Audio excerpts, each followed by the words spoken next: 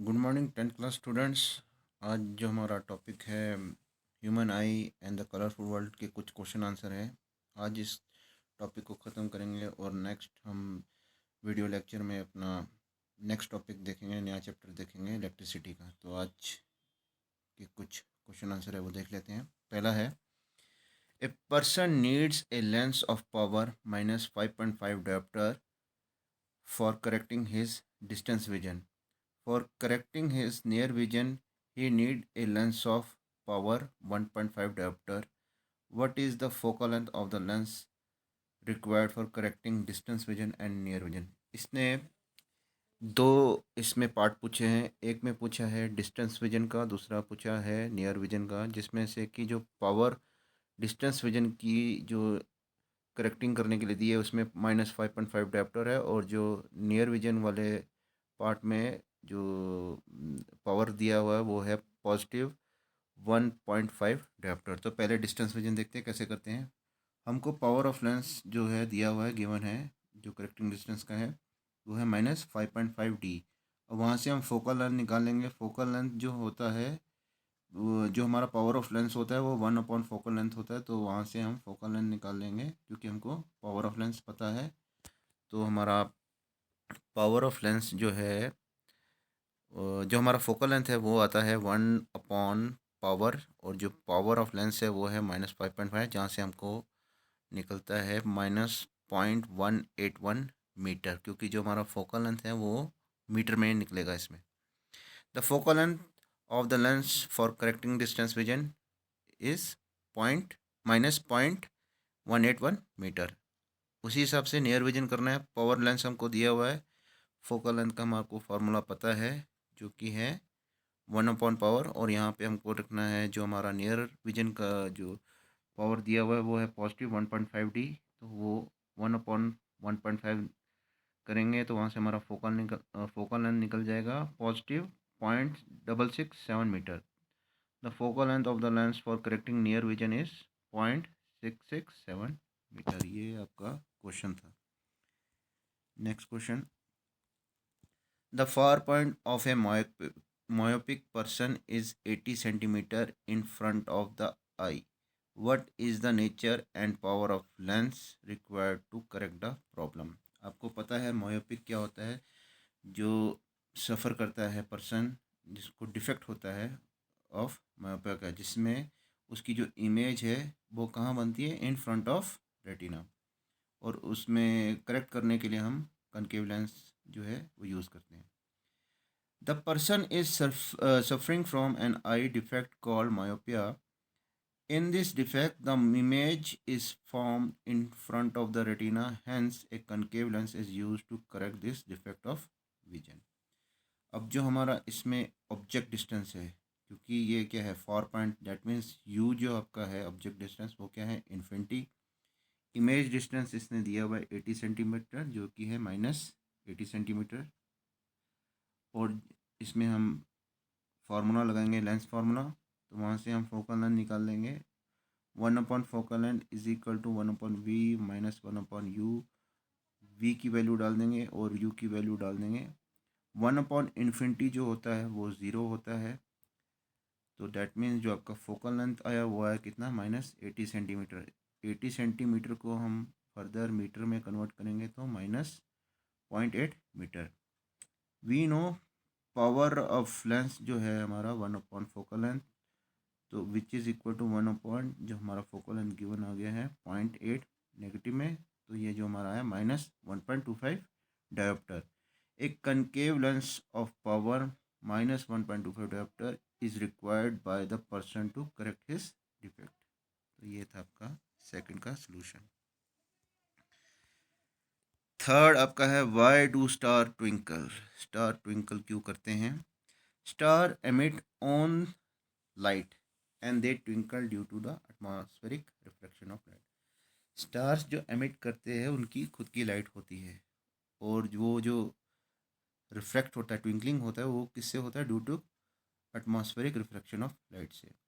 Star are very far away from the earth, hence they are consider as point source of light. जो हमारा star है वो काफ़ी दूर है, काफ़ी अवे है हमारे अर्थ से, जो हम कंसिडर कर they as a point source of, वो एक हमारा क्या है, जो स्टार है वो पॉइंट सोर्स ऑफ एक लाइट है. When the light coming from star enter the Earth atmosphere, it get reflected at different level because of variation in the air density at different level of the atmosphere. अब जैसे कि हमारा जो ये light है जो star से enter करती है अर्थ एटमॉस्फेयर में, तो वो क्या होती है, रिफ्लेक्टेड होती है डिफरेंट लेवल ऑफ, जो कि हमारे एयर में एयर डेंसिटी में वेरिएशंस हैं, और एक डिफरेंट लेवल में का एक एटमॉस्फेरिक में एंटर हो जाती है. When the starlight reflected by the atmosphere come more toward us, it appears brighter than when it comes less toward us. Therefore, it appears as if the stars are twinkling at night. अब जो हमारे star है वो क्या है, reflect करते हैं atmosphere में जब वो हमारे कम मोर टुवर्ड अस, जब मोर पास आ जाते हैं एटमॉस्फेरिक में, इट अपेयर्स ब्राइटर देन, वो काफ़ी ब्राइट लाइट छोड़ते हैं. When it's come it appears brighter than when it's come less toward us, जब वो दूर होते तो वो ज़्यादा ब्राइटर हो जाते हैं.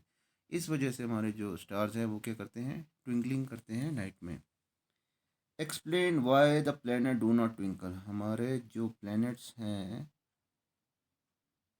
वो ट्विंकल क्यों नहीं करते. Planets do not twinkle because they appear larger in size than the star as they are relatively closer to earth. अब जो हमारे प्लैनेट्स हैं वो क्या है, वो ट्विंकल इसलिए नहीं करते क्योंकि वो क्लोजर के सॉरी वो अर्थ के काफ़ी रिलेटिवली क्लोज है, काफ़ी क्लोज है, और जो स्टार्स है वो far far away from the earth है, वो अर्थ से काफ़ी दूर है. और जो स्टार्स हैं उनकी खुद की ओन लाइट है, और जो प्लैनेट्स हैं उन पे तो कोई लाइट नहीं है. Planets do not have twinkle.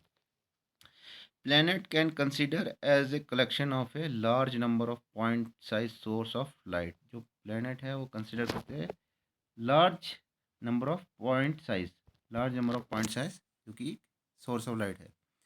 The different parts of this planet produce either brighter or dimmer effect in such a way that the average of brighter and dimmer effect is zero. जो हमारा planets है उस पे हमारा जो सन की जो light है वही जो करीब है, क्योंकि सन हमारा एक सोर्स है अपने, जिसमें सारे प्लैनेट्स क्या रिवॉल्व करते हैं, तो एक सन ही है जो उसमें लाइट को प्रोड्यूस करता है, लाइट ना देता है ब्राइटर और डिमर इफेक्ट के लिए. तो इसमें जो आपका इफेक्ट आता है वो ज़ीरो ही रहता है, क्योंकि जो प्लैनेट्स है उसके खुद की लाइट नहीं है, वो लाइट ट्विंकलिंग नहीं करते. Hence the twinkling effect of planets are nullified and they do not twinkle. इसीलिए हमारे जो प्लैनेट्स हैं वो नलीफाइड है, ज़ीरो है, वो ट्विंकलिंग नहीं करते हैं as compare to our stars.